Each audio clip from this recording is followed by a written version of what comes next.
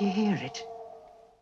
Hey everyone, and welcome back to Home Drive-In, and welcome to a new episode of Take 10.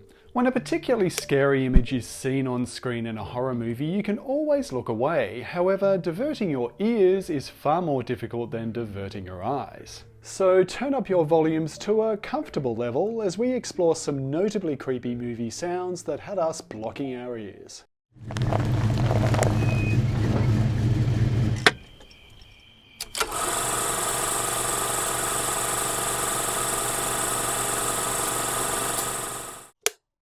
When reminiscing about our favourite horror movie elements, we tend to mention things that look memorable and frightening. However, in such discussions, one particular aspect is often overlooked.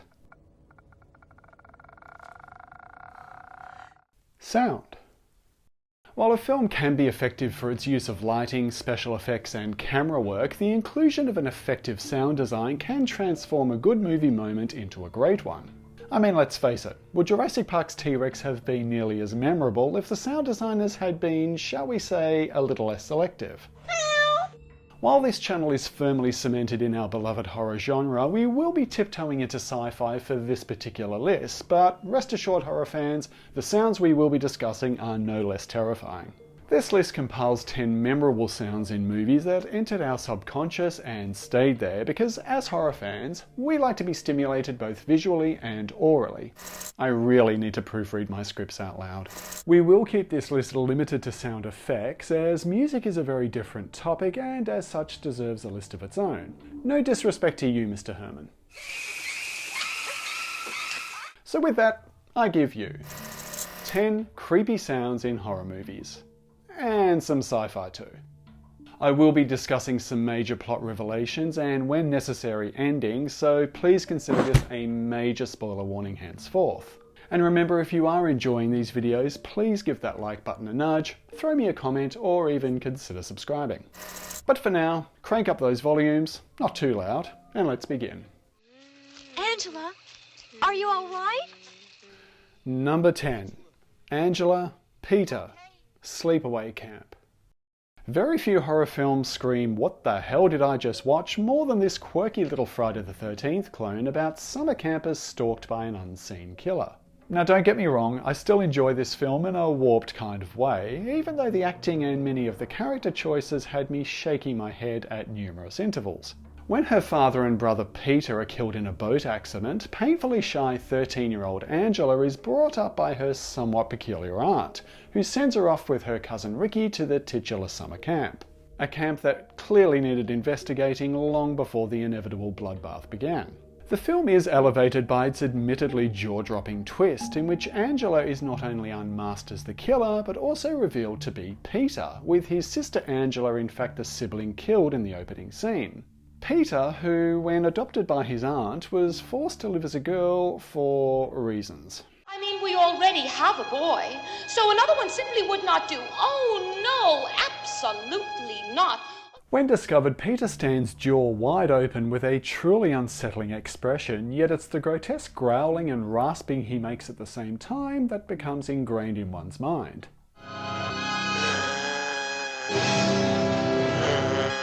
Setting aside the controversy of such a reveal at the time, Peter's bizarre hissing fortifies an already shocking moment. For a movie that was already offbeat without its big reveal, Peter's final stance and chilling noises conclude this oddball little slasher on an admittedly creepy note.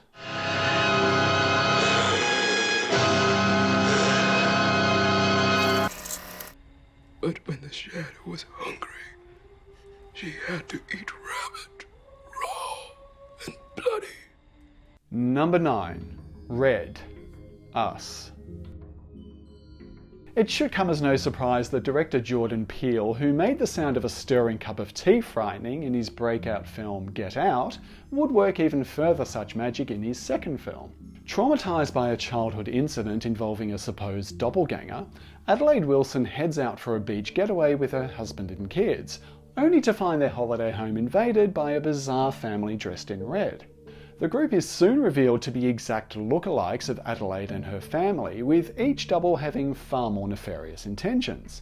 The leader of this doppelganger pack is Red, Adelaide's double who appears to be the only one who can speak, yet does so in a voice that once heard, you can't unhear. There was a girl, and the girl had a shadow. Actress Lupita Nyong'o gave her creepy character a deliberately raspy voice, speaking in short and often cryptic sentences, delivering her dialogue much like a macabre fairy tale. The actress based the voice on a rare condition suffered by Robert F. Kennedy Jr. known as spasmodic dysphonia, which causes the vocal cords to spasm. While the film shifts tone from darkly comedic to downright terrifying, Us's central antagonist delivers a memorably creepy physical and verbal performance. It's our time now.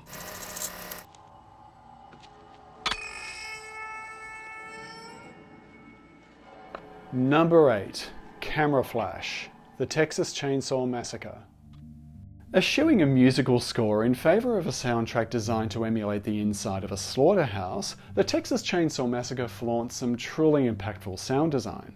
Tobe Hooper's tale, inspired by the real-life atrocities of various serial killers, involves 5 young people driving out to rural Texas where a family of cannibals intend on adding them to their next barbecue.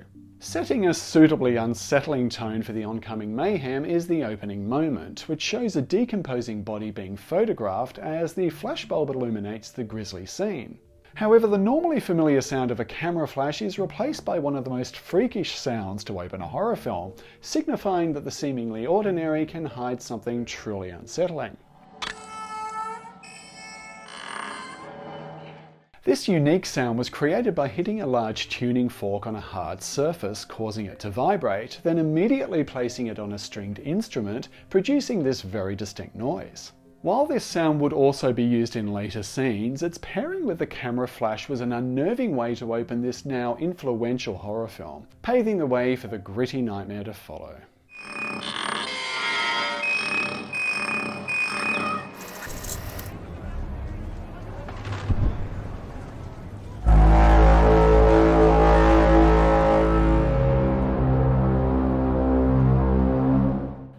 Number 7. The Tripods, War of the Worlds. I don't quite know how they do it, but it seems that every adaptation of H.G. Wells' classic Martian invasion story always manages to nail the sound design.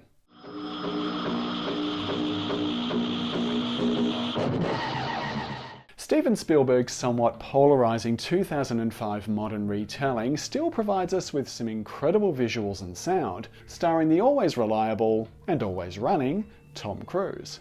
Keeping its focus on protagonist Ray, who escorts his somewhat estranged children across the state as they fight to survive the escalating alien presence. And arguably worse.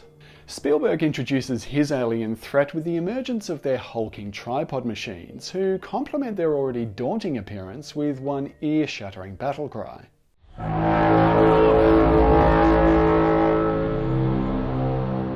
With audio designed by Michael Babcock, this frightening call to battle was a combination of a djembe drum and a didgeridoo, which is heard whenever the aliens prepare for another round of pest control. Spielberg once again marries sound and visuals beautifully, and while his far more optimistic film about alien encounters also made some inventive, if more innocuous use of sound, these extraterrestrials dance to a far darker tune.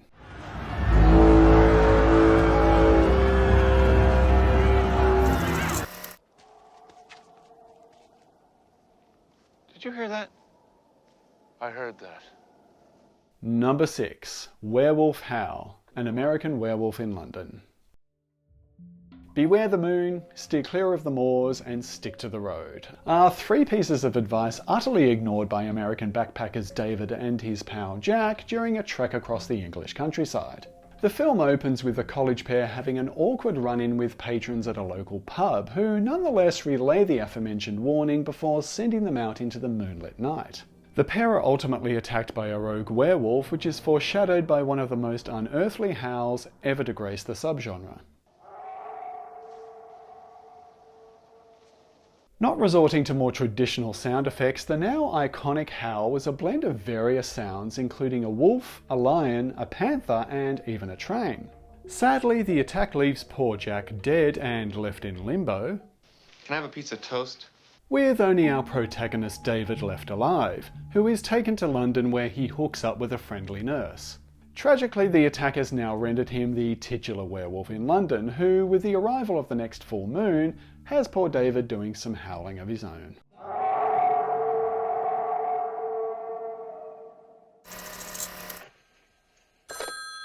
Hello? Hello? Look, who is this? Number 5. Billy, Black Christmas. If you think the Scream franchise originated the gimmick of creepy phone calls, you'd be off, way off, as this 1974 Canadian thriller takes indecent calling to terrifying new heights. A group of sorority girls preparing for the festive season begin receiving unwelcome calls from someone they call the Mona, whose frequent dial-ins start by being almost comically obscene.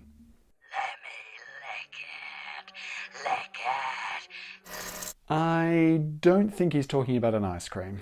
The calls are soon accompanied by a series of murders, with the unidentified culprit hiding his victims in the sorority house attic, following up each killing with further, far more disturbing phone calls. The caller, assumed to be named Billy, uses multiple different voices, including that of a child and older woman, all of which point to a severely troubled individual harbouring some serious trauma.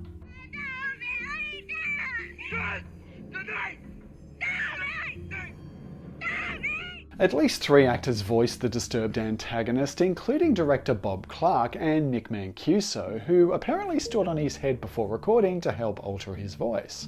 With the absence of a supernatural entity or rampaging creature, Black Christmas's villain is far more grounded in reality. Billy's often heard but rarely seen presence reminds us that the human condition can be the most frightening movie monster of all.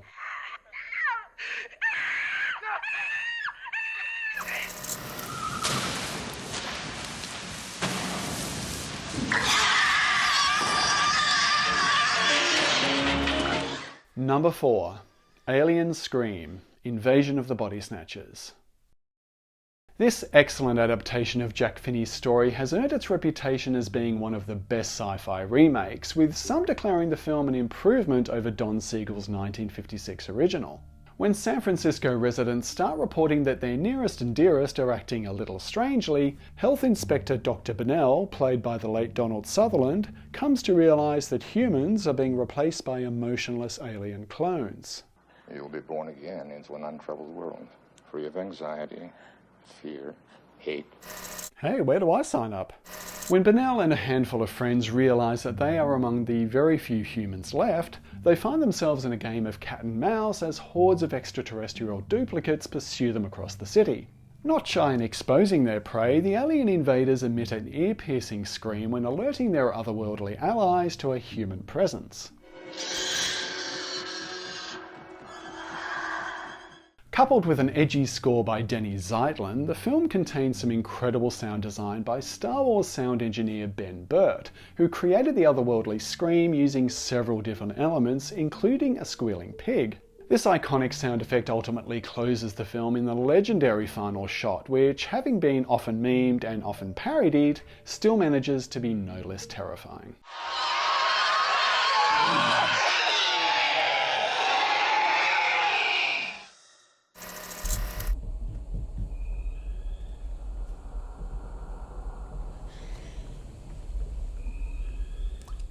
Number 3.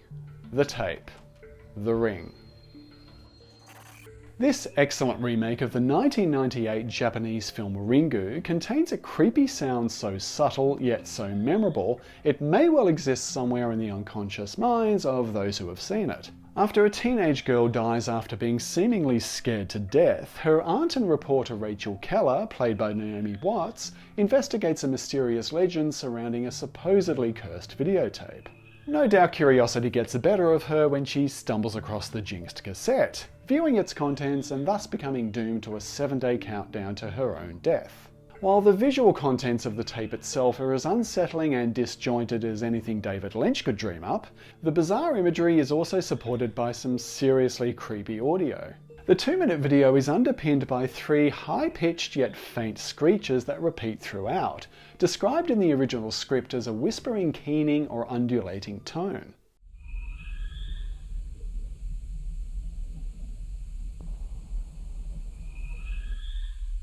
There seems to be no visual cue as to what this mysterious noise is, yet it does sound appropriately like something turning, perhaps to emphasise the cyclical nature of antagonist Samara's curse.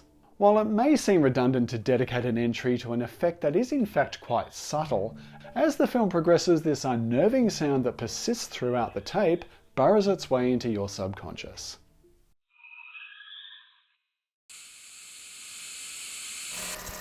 And if you're a little miffed I chose the remake over the Japanese original, well, I hope this makes up for it.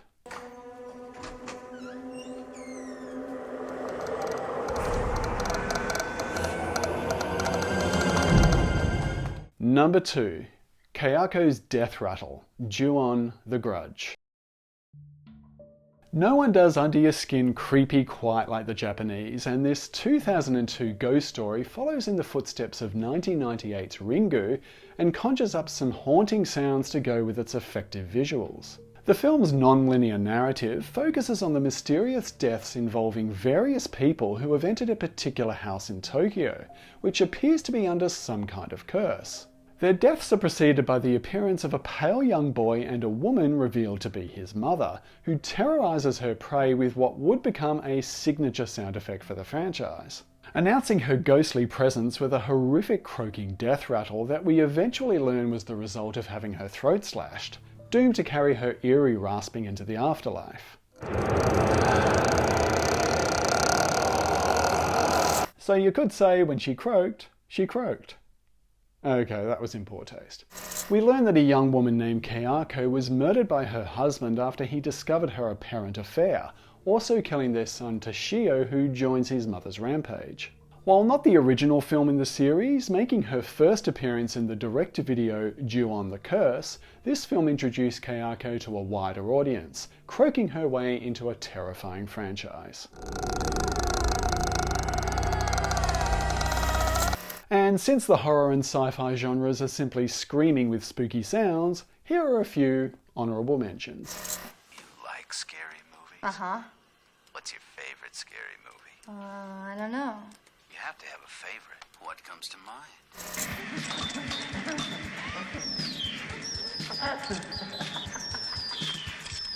Gonna get you.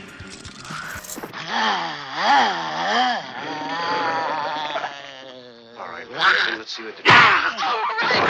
Keep away! The sow is mine!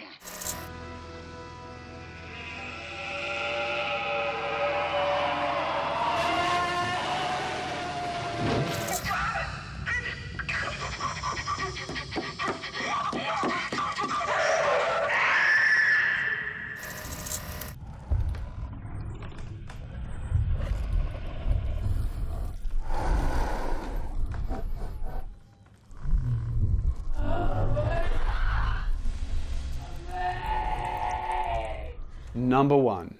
Mutated Bear, Annihilation.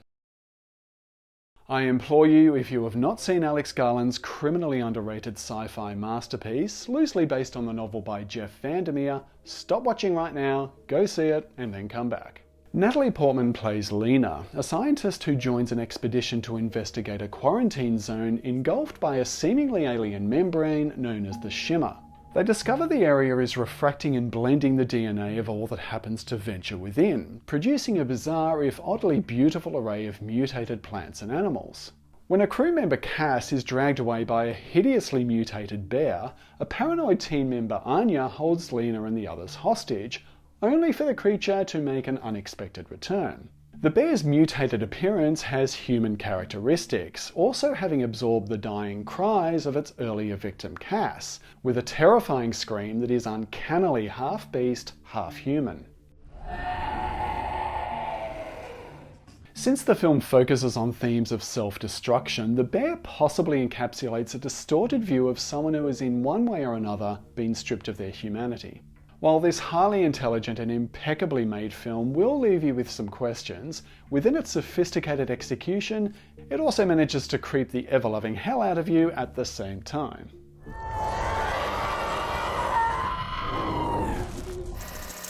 Thanks so much for watching this video, everyone. If you didn't hear your favourite creepy horror movie sound here, leave me a comment and let me know what particular movie sound gave you the chills. And as always, if you want to like, share and consider subscribing, you won't hear any screams or angry noises from me. I will be back soon with a new video, but until then, be good to yourselves and each other. I'll see you next time.